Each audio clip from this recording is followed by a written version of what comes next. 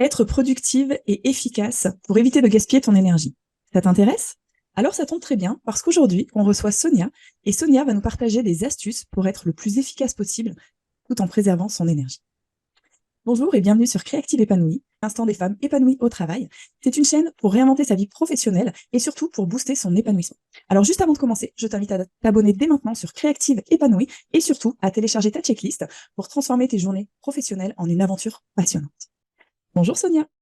Bonjour Christelle. Alors, je suis ravie de pouvoir échanger avec toi lors de ce podcast. Donc, lorsqu'on s'est rencontrés, tu m'as expliqué un petit peu ce que tu faisais dans ton quotidien et surtout comment tu as réussi à mettre en place des techniques pour être plus productive et plus efficace, vraiment tout en préservant ton énergie.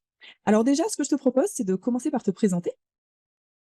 Oui, bah moi je suis Sonia, j'ai 52 ans, ça fait 12 ans que je suis coach PNL, donc en programmation neuro-linguistique. J'apprends à mes clients à mieux utiliser, à piloter leurs pensées, leurs émotions et leurs actions pour réaliser ce qu'ils ont envie. Donc en entreprise, et ben souvent c'est pour avoir de meilleures relations, être dans une bonne performance. Et du coup, je suis également formatrice en entreprise sur ces thématiques-là, notamment la gestion du temps et l'aisance, retrouver de l'aisance dans sa gestion du temps et sa gestion professionnelle de ses projets. C'est bien.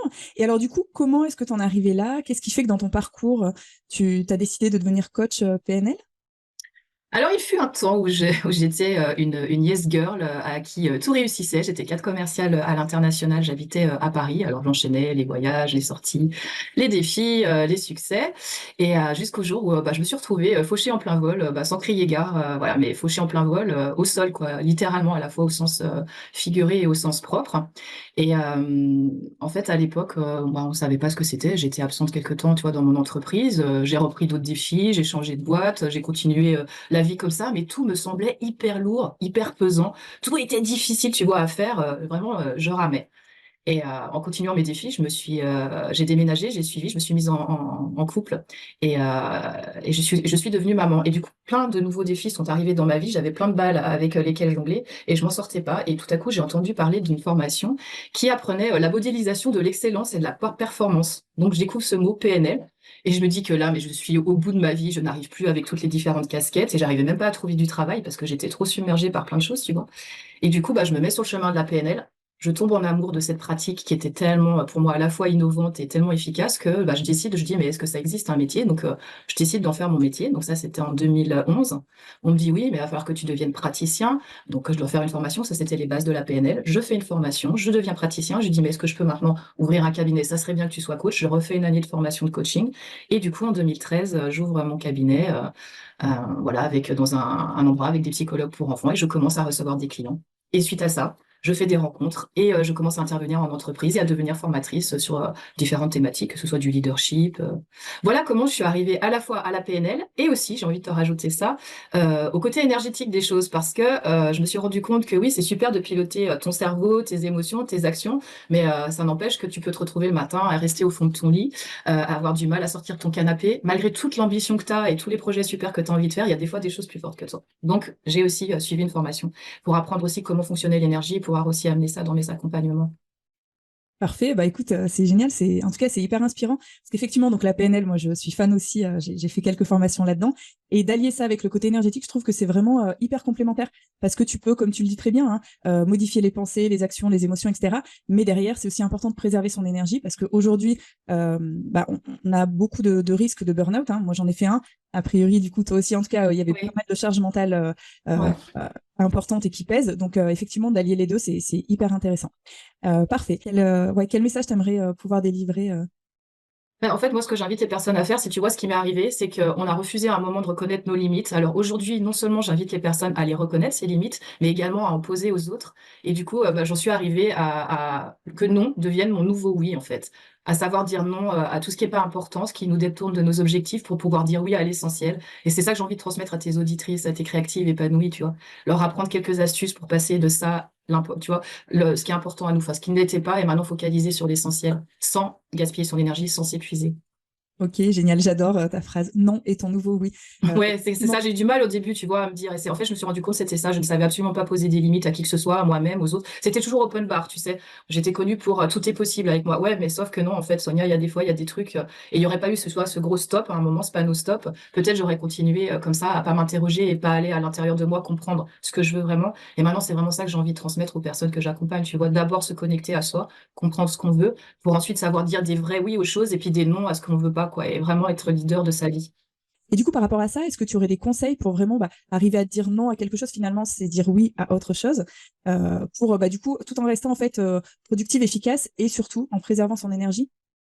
Oui, bah moi, ce que j'avais envie de te partager à tes auditrices pendant ce podcast, c'était vraiment à dire non. J'ai identifié, j'ai fait un petit tour, un sondage auprès de mes clients, dire non à quoi? D'abord aux voleurs d'énergie et de temps, pour pouvoir dire oui à des nouvelles habitudes plus productives et plus efficaces. Donc c'est ça que je te propose, moi. Et j'ai identifié avec eux plusieurs voleurs de temps qui sont les plus récurrents et les plus impactants pour eux. Et puis, bah, je propose justement pour tes auditrices à chaque fois quelques petites astuces. Très bien. Alors, quel serait le premier voleur de temps? Alors le premier qu'on m'a rapporté, c'est vraiment la procrastination. Puis ça tombe bien parce que moi je suis reine de la flemme, reine de la procrastination. Donc il s'avère que il m'en a fallu des astuces et des stratégies pour justement passer de je dis non à la procrastination et je dis du coup oui à quoi? À l'action, mais à une action tu vois réfléchie toujours la même chose sans s'épuiser. Tu veux que je te donne quelques astuces? Allez, avec plaisir. Ok. Déjà, première chose, souvent tout nous paraît trop gros. Pourquoi on n'y va pas? Parce qu'en fait, notre projet ou ce qu'on a à faire là, ça nous paraît énorme. Ça l'est peut-être pas, mais en tout cas, c'est ça, c'est cette impression de côté gros. On va utiliser en gestion du temps la métaphore de la baleine. Si tu devais manger une baleine, qu'est-ce que tu ferais? Tu la couperais en petits morceaux. Ta baleine, c'est ta tâche, c'est ton projet énorme. Du coup, tu le découpes en plein de petits sous-tâches, plein de petits sous-objectifs. Déjà, c'est plus digeste, tu vois, première chose. Ensuite, je vais faire beaucoup un bestiaire animal avec la procrastination, mais il y a une règle qui est très connue, ça s'appelle manger cette grenouille, eat that frog en anglais. Et en fait, c'est qu'on t'invite à commencer toujours par la tâche qui te semble la plus difficile en premier le matin. Ça vient de Laborit, qui est un chercheur qui était l'inventeur des neuroleptiques. Il avait observé un programme biologique de survie, comme quoi on a une inclination naturelle à fuir le stress et à rechercher en priorité le plaisir. Donc forcément, c'est un peu la loi du moindre effort, on va toujours vouloir faire d'abord des choses un peu plus triviales et puis repousser le truc, tu vois, on fuit le stress, donc on n'y va pas dedans. Donc en fait, moi, ce que j'invite les gens, c'est à commencer dès la première heure à ce truc, cette grosse grenouille un peu dégueu, manger la plus dégueu en premier pour que toutes celles derrière, tu vois, elles te paraissent beaucoup plus digestes et moins désagréables à manger. Mais j'ai remarqué ça par rapport à moi, c'est que en fait manger une grenouille dégueu, ça me plaît pas. Alors ce que je fais moi et que j'invite du coup les auditrices à faire également, c'est que j'ai trouvé une astuce qui marche super. Et justement hier un client me disait, tu sais Sonia, le truc qui a le plus fonctionné pour moi, c'est de donc commencer déjà par 5 minutes. Ok, t'as un truc qui te fait vraiment pas envie, t'as juste pas envie de t'y mettre et tu te dis déjà bon allez, je passe 5 minutes dessus. Tu vois ce que ça donne. Soit tu auras peut-être envie de continuer parce que finalement ces 5 minutes elles n'étaient pas désagréables, du coup t'es dans l'élan. Soit tu t'arrêtes et tu dis bon je referai 5 minutes et tu sais quoi, mis bout à bout, c'est 5 minutes, 5 minutes, 5 minutes, c'est finalement pas si terrible que ça. Et le fait de l'avoir timé comme ça dans le temps, ça te permet vraiment d'avancer. Et puis j'en ai un autre qui est plus connu, mais que j'utilise moi vraiment à chaque fois, parce que moi je suis assez, alors je vais te dire un gros mot, bordélique. Et du coup, j'utilise vraiment tout ce qui prend moins de 2 minutes, je le fais immédiatement sur le champ. Et du coup, ça me permet, si j'ai un crayon qui traîne, et je le mets maintenant tu vois, dans ma boîte à crayons, la lettre qui est pas ouverte, je l'ouvre, tout ce qui prend moins de 2 minutes, je le fais immédiatement. Et je trouve que ça permet vraiment de passer ce cap. En fait, tu sais, la première étape, c'est de reconnaître à quoi on procrastine, hein. Déjà, si tu te dis, ok, je suis flemmarde, ok, je procrastine, déjà, ça va te libérer pas mal de choses et après, c'est que des petites stratégies à mettre en place. Ok, parfait. Donc là, déjà, tu as donné, juste pour un voleur de temps, il y a déjà 3 astuces. Donc cette idée d'avancer, de découper en petites étapes. Oui. Commencer par la grenouille, avaler la grenouille, j'aime beaucoup la métaphore. Et puis l'histoire des 2 minutes, c'est effectivement moi quelque chose que je fais régulièrement. Les tâches qui prennent vraiment pas beaucoup de temps, autant les faire tout de suite, comme ça on se libère en fait de la charge mentale. Parfait. Est-ce que tu as identifié du coup d'autres voleurs de temps? Tu viens de le dire, tiens, c'est rigolo, tu savais pas, mais c'était la charge mentale justement on m'a cité hier, une de mes clientes. J'ai fait un petit message, j'ai fait un petit post réseau pour dire, voilà, quels sont vos plus gros. Je fais un podcast demain avec la sublime Christelle. Est-ce que vous pouvez me dire quels sont les voleurs de temps qui sont les plus pesants pour vous? Et la charge mentale est donc arrivée pour certaines personnes. Et là, du coup, ce que j'ai envie de proposer, c'est, puisque je vous dis le non et le nouveau oui, c'est de dire non en fait à l'urgence et dire oui à l'importance. Parce que tu vas te rendre compte souvent que tu vas passer beaucoup de temps à faire des trucs en mode pompier alors que finalement, c'est pas ce qui te ramène le plus. C'est bien de s'appuyer sur la loi de Pareto pour ça, tu vois, tu te concentres sur l'essentiel parce que 20% de tes tâches va produire 80% de tes résultats.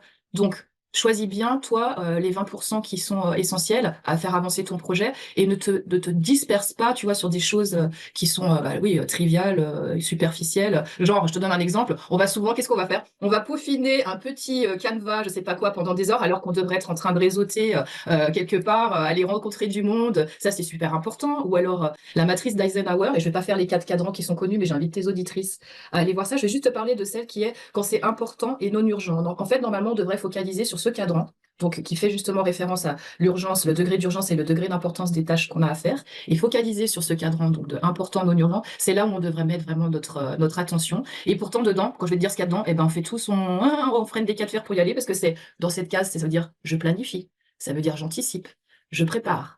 Alors moi, je vous donne un petit chiffre que j'ai vu dans une étude. 1 heure de planification, ça fait gagner 10 heures d'exécution, les filles. Enfin, je sais pas si vous vous rendez compte. Alors que qui fait ça? Vous connaissez le truc anglais sit, think and plan. Normalement, on est censé se poser, faire des pauses organisationnelles, mais c'est tellement contre-intuitif qu'on se dit non, non, je vais aller dans l'action, je vais faire ci, je vais faire ça, alors que on se pose, on regarde ce qu'on a à faire, on prend ce petit cadran d'Eisenhower, on met les tâches dedans.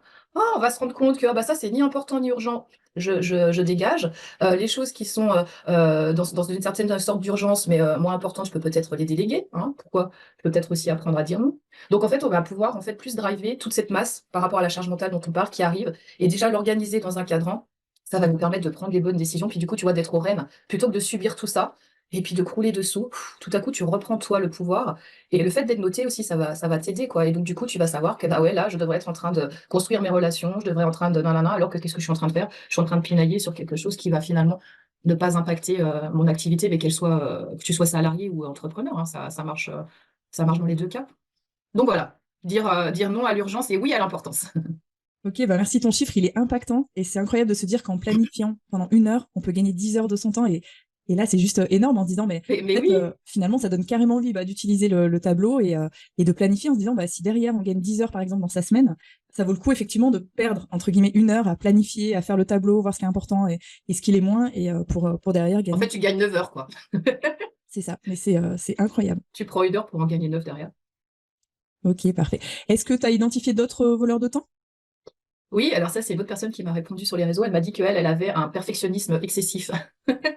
Ah oui, bah tiens, on connaît tout ça. Ça revient un peu à ce que je te disais, hein, peaufiner le petit canevas, le petit carrousel bien tout mignon sur nos réseaux. Franchement, on n'est pas sûr que c'est là où ça va nous permettre d'être la plus performante ou efficace sur les retombées qu'on souhaite avoir. Donc, ouais, j'invite à dire non au perfectionnisme excessif et puis oui, bah, au lâcher prise, hein, ce fameux lâcher prise. Pour ça, j'ai 3 choses pour vous. C'est un petit mantra que j'avais déjà posté là sur LinkedIn il y a quelques semaines, qui est répété quotidiennement pendant 21 jours. Ça, c'est la prescription du docteur Sonia.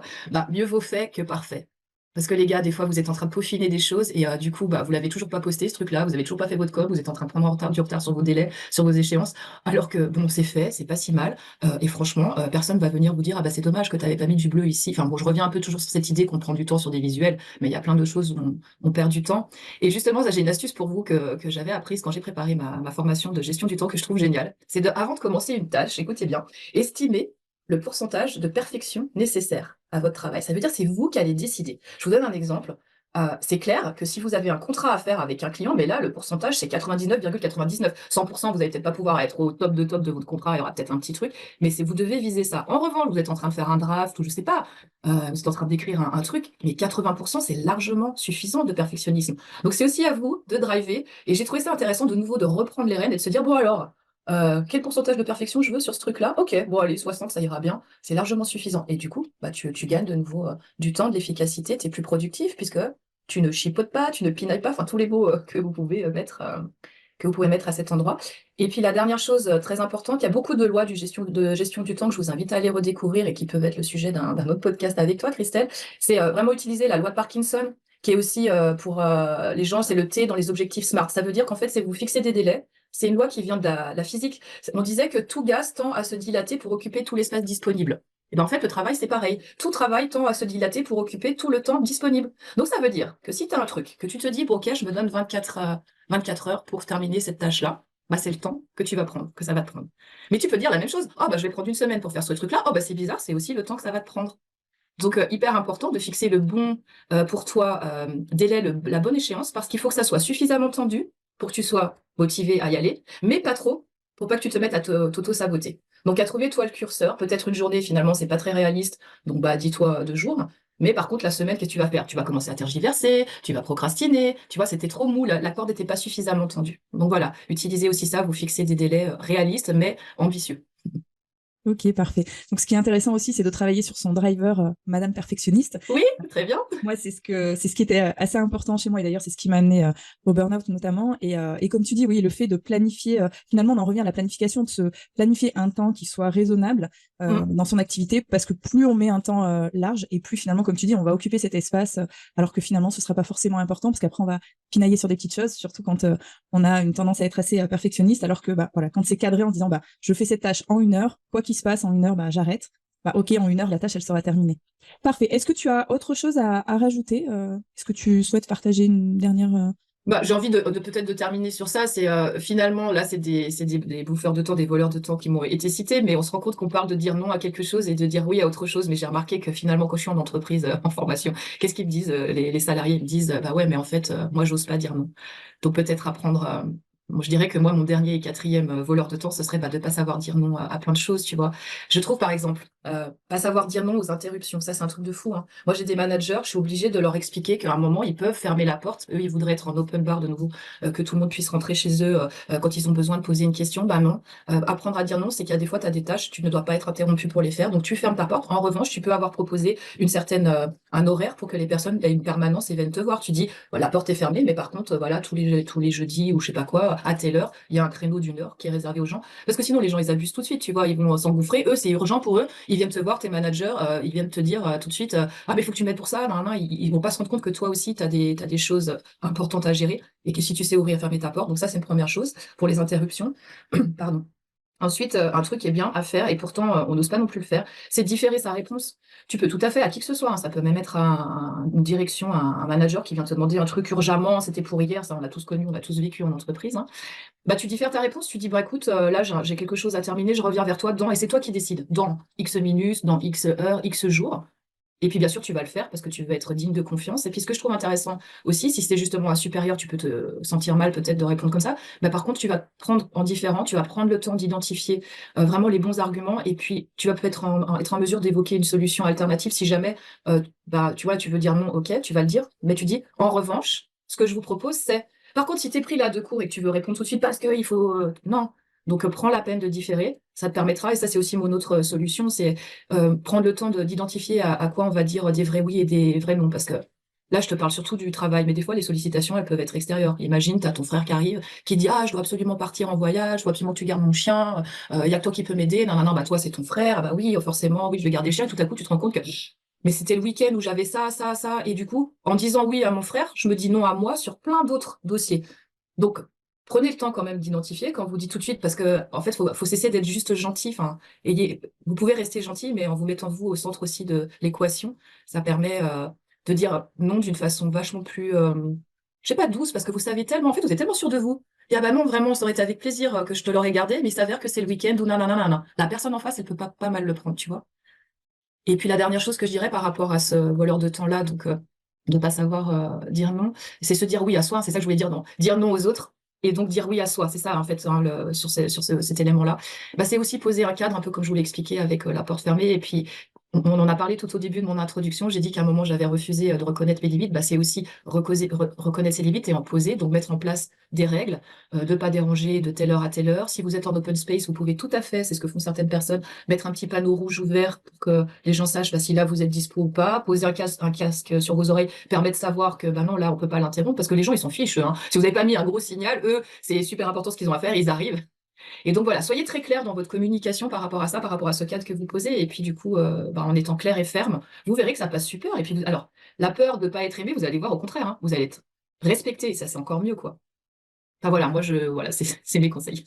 C'est ce que j'allais dire finalement, quelque part, dire non aux autres, c'est se dire oui à soi et donc C'est ça. se respecter tout en posant ses limites. Et effectivement, alors moi du coup, c'est quelque chose que j'adopte depuis quelques temps. Et à partir du moment où on est clair avec ce qu'on veut, ce qui vibre en nous, quand on dit non, en fait, finalement, l'autre personne, on se rend compte qu'elle ne le prend pas mal, en fait. Parce que soit on propose une alternative, c'est ce que tu expliquais tout à l'heure dans l'exemple du manager, bah, là tout de suite, la porte elle est fermée, je suis pas disponible. Par contre, je serai disponible entre midi et deux. Donc finalement, ouais, je pense que c'est vraiment quelque chose à adopter, c'est se respecter soi, poser ses limites, et c'est finalement ne pas être la gentille tout le temps, et d'en arriver jusqu'à un épuisement, ce qui arrive assez fréquemment. Donc oui, finalement, c'est vraiment se respecter et poser ses limites. Et c'est bien ce que tu as dit, de ne pas être gentil. Et là, j'ai envie de citer Olivia Sotro, qui est une super business coach, qui dit sans être une garce. Arrêtez d'être la gentille sans être une garce. Ce que je te propose là, toutes les propositions que j'ai faites à tes auditrices, tu deviens pas une garce, puisque tu te respectes toi, on sent bien. La limite est claire, posée. On n'a juste pas envie de rentrer dedans, on l'a compris, tu as mis ta petite barrière et tout. Et pour autant, tu passes pas pour une garce. Parfait. Eh ben écoute, merci beaucoup pour cet échange. Avant de finir, est-ce que tu peux nous dire où est-ce qu'on peut te retrouver? Alors, j'aurais envie de plutôt citer mon LinkedIn avec Sonia Quétan, puisque c'est là où je touche plutôt le public professionnel. J'ai d'autres réseaux, mais c'est plus sur des problématiques de particuliers. Et puis, je suis en train de commencer une chaîne YouTube, elle est vraiment anecdotique. Donc, LinkedIn, c'est bien. Et puis, j'ai mon site web aussi, peut-être, qui peut apporter plus de détails sur qui je suis et ce que je fais. Donc, soniaquetan.card, C-A-2-R-D.co. Parfait. Merci beaucoup. Merci à toi, Christelle. C'est maintenant la fin de cet épisode. Merci d'avoir écouté jusqu'au bout. Si ça t'a plu, abonne-toi à ce podcast pour ne rien rater. Et pour me soutenir et m'encourager, je t'invite à mettre de belles étoiles en notation ou un commentaire sous l'épisode. Et pour continuer à me suivre, rendez-vous sur mon blog créative-épanouie.fr où chaque semaine, je partage des articles inspirants. Merci et à bientôt.